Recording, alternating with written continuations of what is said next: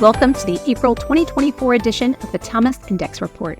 Robots are now working alongside humans in Amazon distribution centers, operating autonomously in Ford's Advanced Manufacturing Center and sifting through games for customers at Best Buy.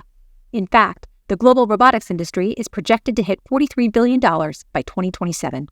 On Thomas, multiple robotics categories are up year over year as industry innovators invest in boosting manufacturing efficiencies. Amid ongoing supply chain strains, many companies are turning to autonomous mobile robots for out-of-the-box solutions. Earlier this year, Omron launched an AMR with a top module for seamless cargo transportation.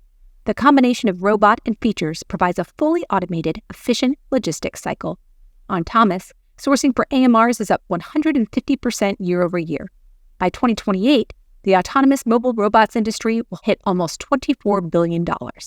Sourcing for robotics actuators, which are the muscles of a robot that convert energy into physical motion, is also up 143% year over year. Responsible for making the robot move, companies like Boston Dynamics rely on actuators for bots like Spot to automate routine inspection tasks, as well as its most dynamic humanoid to date, Atlas, to be able to pick up and drop off heavy items with quote-unquote human-like grace. Spot utilizes 3 actuators, while Atlas has a whopping 28.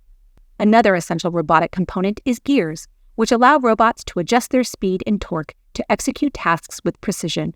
For example, gears play a vital role in the propulsion systems of autonomous vehicles, enabling them to change direction and speed with ease. Robotics gears are also essential for current space exploration. NASA's bulk metallic glass gears can be the key to successful exploration from the moon to Mars. The gears can withstand temperatures as low as negative 238 degrees Fahrenheit. I'm Megan Conniff, and this is the Thomas Index Report.